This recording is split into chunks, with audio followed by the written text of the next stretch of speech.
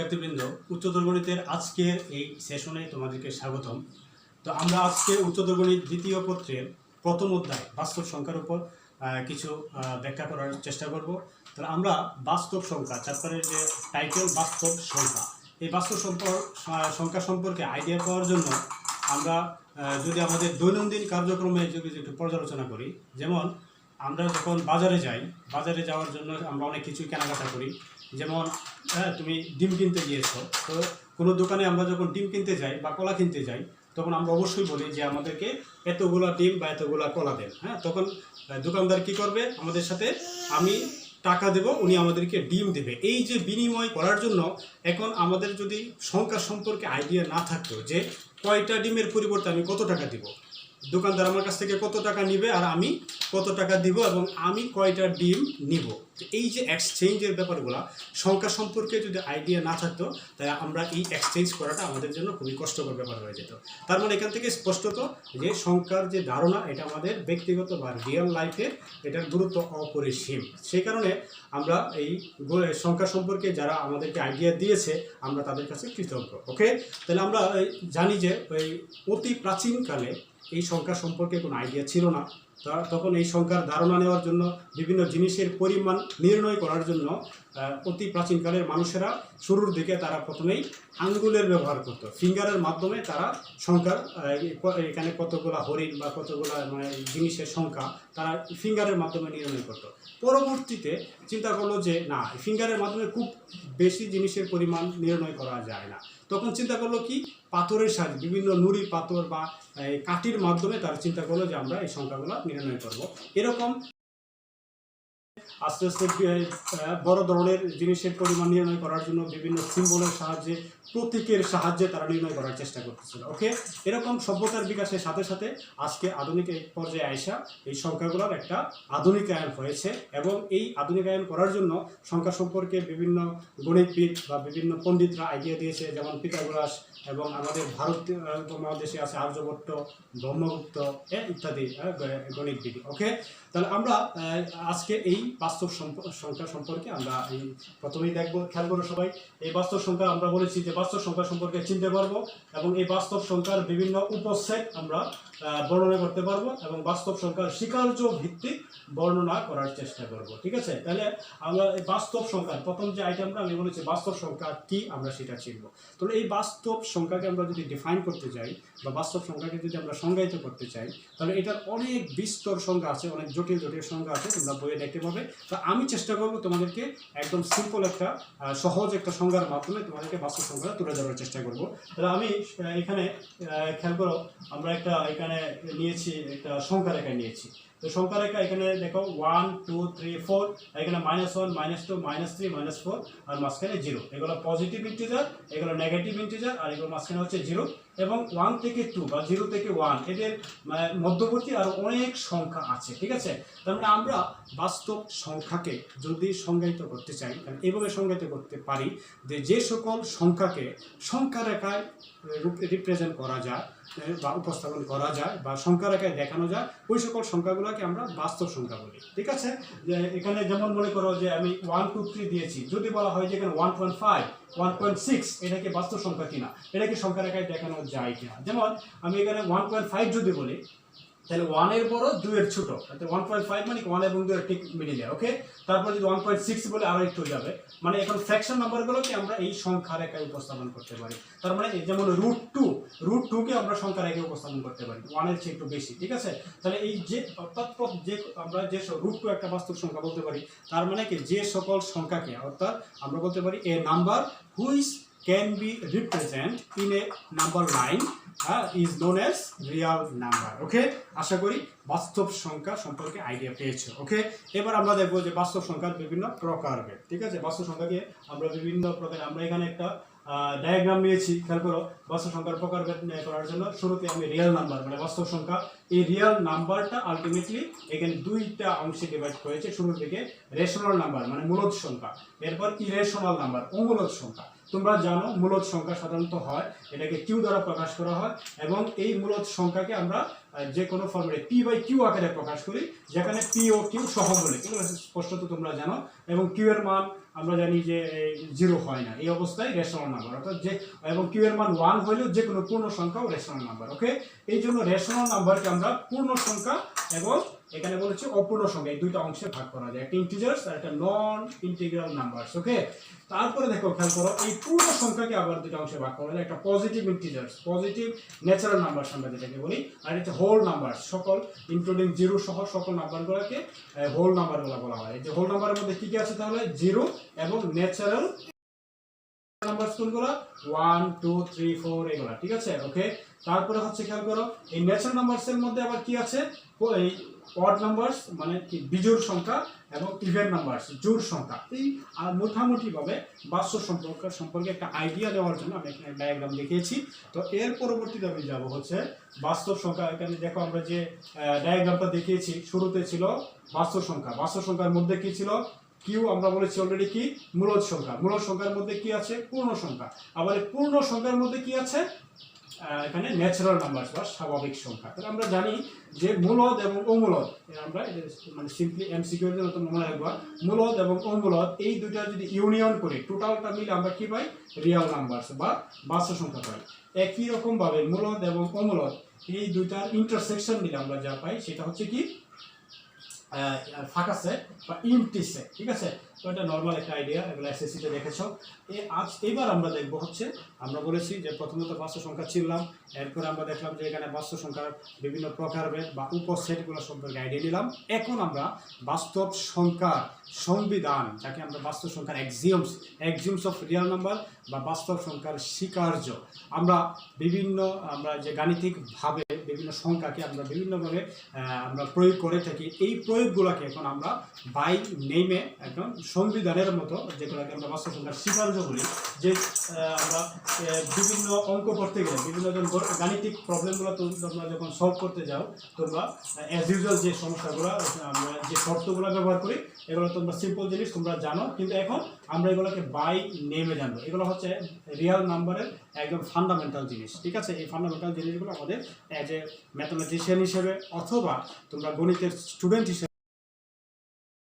তোমাদের এগুলো জানাটা জরুরি, এই জন্য আমি এগুলো ব্যাখ্যা করতেছি। প্রথমত আমরা এখানে 7টা বিধির কথা উল্লেখ করেছি। নাম্বার 1 ক্লোজার প্রপার্টিজ বা আবদ্ধশীল বিধি, নাম্বার 2 বিনিময় বিধি বা কমিউটেটিভ প্রপার্টিজ, নাম্বার 3 সহযোজন বিধি বা অ্যাসোসিয়েটিভ প্রপার্টিজ, নাম্বার 4 বিতরণ বিধি বা ডিস্ট্রিবিউটিভ প্রপার্টিজ, নাম্বার 5 আইডেন্টিটি বা অভেদক বিধি, তারপর নাম্বার 6 ইনভার্স বা বিপরীতকের অস্তিত্ব যেটাকে আমরা বলি, তারপর নাম্বার 7 হচ্ছে ইউনিকনেস বা অনন্য। 7টা আমরা প্রপার্টিজ, এই প্রপার্টিজগুলো আমাদের বাই নেমে জানা থাকতে হবে। এখন আমি এই প্রত্যেকটা প্রপার্টিজ একটা একটা করে এক্সপ্লেইন করবো। তাহলে নাম্বার 1 আবদ্ধশীল বিধি। তাহলে এখন আরেকটা জিনিস তোমাদের এখানে শুরুর দিকে বলে রাখাটা জরুরি, সেটা হচ্ছে আমরা এই যে বিধিগুলো আমরা সাধারণত ম্যাথমেটিক্যাল অপারেশনের ক্ষেত্রে এগুলো ইউজ করি, যেমন গাণিতিক বিভিন্ন সমস্যা ইকুয়েশন টাইপ সলভ করার জন্য, হ্যাঁ এইরকম সলভ করতে গেলে আমরা এই বিধিগুলো ব্যবহার করে থাকবো। ওকে, এখন এখানে উল্লেখযোগ্য যেটা বলতে চাচ্ছিলাম সেটা হচ্ছে আমরা এই বিধিগুলো দুইটা অপারেশনের জন্য আমরা এখানে এক্সপ্লেন করবো। Number multiplication. ওকে, আমরা দুইটা বিধির ক্ষেত্রে একটা এডিশন আর একটা হচ্ছে মাল্টিপ্লিকেশন, আর সাবট্রাকশনটা বা বিয়োগটা এখানে এডিশনের মধ্যে চলে আসবে, আর ডিভিশন বা ভাগ যেটা এটা গুণের মধ্যে বা মাল্টিপ্লিকেশনের মধ্যেই চলে যাবে। তার মানে দুইটা কেস আমরা এক্সপ্লেন করবো, এডিশন এবং মাল্টিপ্লিকেশন। তাহলে ফার্স্ট কেস আমরা প্রথমে আসতেছি ক্লোজার প্রপার্টিজ, ক্লোজার এক্সিওমস, যেটাকে আমরা আবদ্ধশীল বিধি বলছি। তাহলে আমরা প্রথমত দুইটা বাস্তব সংখ্যা নিলাম, এ আর বি, দুইটা বাস্তব সংখ্যা।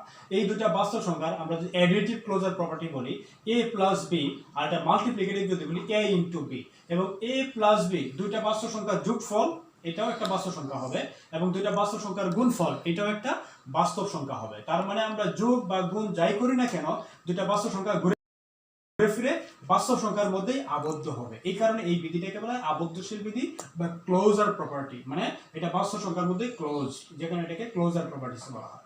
ওকে, নাম্বার 2 হচ্ছে কমিউটেটিভ বিধি বা বিনিময় বিধি। তাহলে বিনিময় বিধিটা হচ্ছে এখানে আমরা আগের মতোই দুইটা বাস্তব সংখ্যা নিয়েছি এ এবং বি, তাহলে অ্যাডিটিভ কমিউটেটিভ যেটা A plus B equal to B plus A, বিনিময় মানে এ আর বি যুক্ত। তাহলে অ্যাডিটিভটা হচ্ছে এই আমরা বলছি এ এর সাথে বি যোগ করলে যা হবে, বি এর সাথে এ যোগ করলে সেম হবে। তার মানে কি 2 + 3 যদি 5 হয়, 3 + 2 ও 5 হবে। এই যে হচ্ছে অ্যাডিটিভ বিধি। এরপর হচ্ছে multiplicative, A into B equal to B into A, আর বি মাল্টিপ্লাই করলে যা হবে বি আর এ মাল্টিপ্লাই করলে সেম।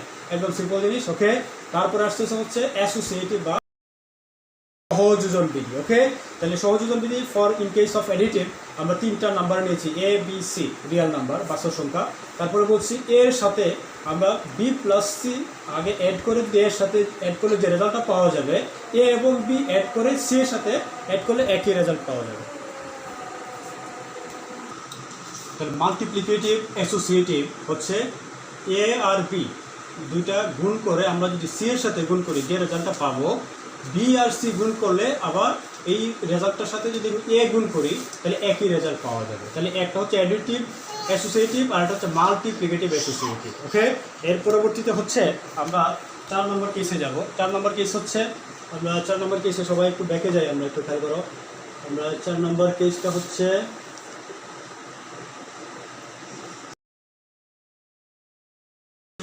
হ্যাঁ, 4 নম্বর কেস হচ্ছে ডিস্ট্রিবিউটিভ বা বন্টন বিধি, যেটাকে আমরা বলছি। তাহলে বন্টন বিধিটা কি?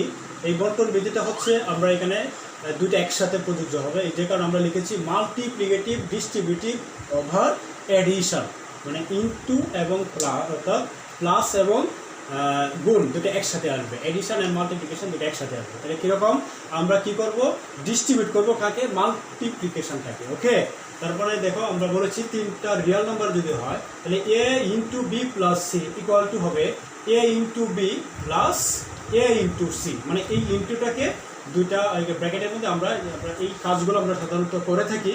এই কাজগুলোকে এখন আমরা বাই নেমে আমরা যেগুলো ফান্ডামেন্টাল জিনিস বলি, এগুলোকে আমরা রিয়েল নাম্বারের সংবিধান হিসেবে আমরা যেটা বলতেছি। এখন যখনই আমরা এখন এই ছোটোখাটো জিনিস সলভ করতে যাব তখন আমরা এই এডিশনগুলো, মানে এই যে আমরা বিভিন্ন রকম শর্তগুলো বলেছি, যে বিভিন্ন রকম প্রপার্টিস এক্সিমসগুলো বলেছি, এগুলো আমরা সাইড নোট হিসেবে খাতায় লিখে দেবো। ওকে, নেক্সট আসছে হচ্ছে আইডেন্টিটি বা অভেদক, অভেদকের অস্তিত্বশীল বিধি। তাহলে জিনিসটা কি, এখানে দুটোই আছে, একটা অ্যাডিটিভ আর একটা হচ্ছে মাল্টিপ্লিকেটিভ। তাহলে প্রথম কথা হচ্ছে there exist a real number, মানে একটা আমরা অ্যাডিটিভ আইডেন্টিটি হচ্ছে 0।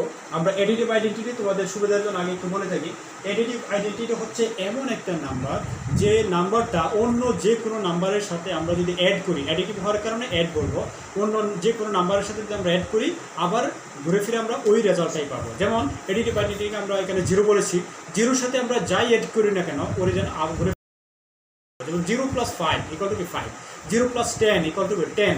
তার মানে 0-র সাথে যাই এড করে আবার ওই নাম্বারটাই পাচ্ছি, এই কারণে আমরা 0-কে বলতেছি অ্যাডিটিভ আইডেন্টিটি। এখানে a + 0 অথবা 0 + a = a। Similarly multiplicative identity হচ্ছে আমরা মাল্টিপ্লিকেটিভ আইডেন্টিটি হচ্ছে 1, কারণ আমরা 1-কে এই জন্য মাল্টিপ্লিকেটিভ আইডেন্টিটি বলতেছি কারণ 1-এর সাথে যে কোনো নাম্বার, যেহেতু মাল্টিপ্লিকেটিভ বা গুণনের এখানে অভেদকটা বলছি, যে কারণে আমরা এই 1-এর সাথে অন্য যে কোনো সংখ্যা যদি আমরা গুণ করি, গুণ মাল্টিপ্লিকেটিভ হওয়ার কারণে আমরা বলতেছি মাল্টিপ্লাই করবো। এর সাথে 1 যদি গুণ করো তবে 1-এর সাথে যদি a গুণ করো আবার আমরা ওই নাম্বারটাই এই পাবো, ঘুরে ফিরে আমরা আগের নাম্বারটাই পাচ্ছি। ওকে, তাহলে এই হচ্ছে অভেদকের আইডিয়া। এরপরে আসতেছে হচ্ছে এক্সিস্টেন্স অফ ইনভার্স, মানে কি বিপরীতকের অস্তিত্ব। হবে আমরা একটা অ্যাডিটিভ ইনভার্স আর একটা হচ্ছে মাল্টিপ্লিকেটিভ ইনভার্স। তাহলে অ্যাডিটিভ ইনভার্সটা কি, আমরা বলছি যে কোনো একটা নাম্বার a এর জন্য একটা অ্যাডিটিভ ইনভার্স -a পাওয়া যাবে, অ্যাডিটিভ -a পাওয়া যাবে, সো দ্যাট আমরা বলছি a + -a, মানে এই -a এর সাথে যদি অরিজিনাল নাম্বারটা আমরা অ্যাড করি আমরা কি পাবো, অ্যাডিটিভ আইডেন্টিটি। যদি a অ্যাড করো আমরা রেজাল্টটা পাবো কি 0। এরপর আসছে মাল্টিপ্লিকেটিভ ইনভার্স। তাহলে মাল্টিপ্লিকেটিভ ইনভার্সটা হচ্ছে 1/a, বিকজ অফ এই 1/a এর সাথে যদি অরিজিনাল নাম্বারটা a যদি আমরা ইনটু করি, মাল্টিপ্লাই করি, অথবা 1/a এর সাথে অরিজিনাল নাম্বারটা যদি আমরা ইনটু করি, a যদি ইনটু করি রেজাল্টটা কি পাবো, 1 পাবো। তার মানে অ্যাডিটিভ আইডেন্টিটি পাচ্ছি। তাহলে অ্যাডিটিভ মাল্টিপ্লিকেটিভ আইডেন্টিটি পাচ্ছি, রাইট। তার মানে এখানে আমরা একটা হচ্ছে অ্যাডিটিভ ইনভার্স -a আর একটা হচ্ছে মাল্টিপ্লিকেটিভ ইনভার্স হচ্ছে 1/a। আর আগেরটা পড়েছি 5 নম্বর কন্ডিশনে পড়েছি, একটা অ্যাডিটিভ আইডেন্টিটি ছিল 0 আর অ্যাডিটিভ মাল্টিপ্লিকেটিভ আইডেন্টিটি ছিল কি, 1। ওকে, তাহলে আমরা এই ইনভার্স আইডেন্টিটি, দুইটা সম্পর্কে আইডিয়া পেয়েছি। এই দুইটাই 5 নম্বর এবং 6 নম্বর, এই দুইটা সবাই একটু মনোযোগ সহকারে দেখবে। এগুলো আমরা ফ্রিকোয়েন্ট ইউজ করবো বিভিন্ন ম্যাথে সলভ করতে যাই। ওকে, এরপরে নাম্বার লাস্ট কন্ডিশন যেটা আসতেছে ইউনিকনেস প্রপার্টিস বা অনন্যতা বিধি। তার অনন্যতা বিধিটা হচ্ছে সিম্পল জিনিস, আমরা এগুলো যে কোনো ম্যাথে বা ইকুয়েশন সলভ করতে গেলে আমরা এগুলো ফ্রিকোয়েন্ট ইউজ করে থাকি। আমরা এখানে 3টা নাম্বার নিয়েছি, A B C belongs to আর, মানে বাস্তব সংখ্যা থেকে আমরা 3টা নাম্বার নিয়েছি এবং বলেছি এ ইকুয়াল টু বি। আমরা যখন আমরা একটা ইকুয়েশন থাকে আমরা জানি যে একটা ইকুয়েশনের বোথ সাইডে সেম নাম্বার আমরা ইচ্ছা করলে আমরা অ্যাড করতে পারি অথবা ইচ্ছা করলে আমরা মাল্টিপ্লাই করতে পারি। ওকে, তাহলে যুগের অনন্যতা বা অ্যাডিটিভ ইউনিকনেস যেটা আসবে, আমরা এ যদি বি হয় তাহলে বোথ সাইডে আমরা সাধারণত করে থাকি। ওকে, এটাকে বলা হয় ইউনিকনেস প্রপার্টিস। সেইভাবে আমরা বোথ সাইডে সি মাল্টিপ্লাই করে দিতে পারি, এবং এটাকে বলা হবে মাল্টিপ্লিকেটিভ ইউনিকনেস প্রপার্টিস। তাহলে এই হচ্ছে আমাদের 7টা প্রপার্টিস। এই প্রপার্টিসগুলো সবাই বারবার দেখবে এবং এগুলো সংবিধান আকারে আমরা জেনে নেব।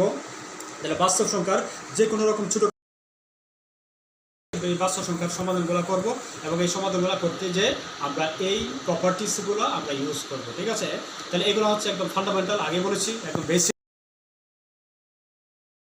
করার চেষ্টা করবে। তো আমরা তোমাদের যদি কোনো কোয়েশ্চন থাকে এর মধ্যে তোমরা জানাবে আমাকে, আমি তোমাদের অ্যান্সার দেওয়ার চেষ্টা করব। পরবর্তীতে আমরা আগামী ক্লাসে বলেছি যে এই প্রপার্টিসগুলো তোমরা দেখবে, এই প্রপার্টিসগুলো ইউজ করে দেখবে তোমরা 1.1 এর যেখানে যে সমস্যাগুলো আছে সলভ করতে পারো কিনা। আমরা আগামী ক্লাসে সেই জানিব। তো আজকে তোমাদের সেটা এই বর্ণনাগুলো আজকে যা করিয়েছি এগুলাই বারবার দেখবে, যেটা বললাম হোমওয়ার্ক হিসেবে। তো আজকে এই পর্যন্তই, ধন্যবাদ দিয়ে তোমাদের এখানে শেষ করছি। আল্লাহ।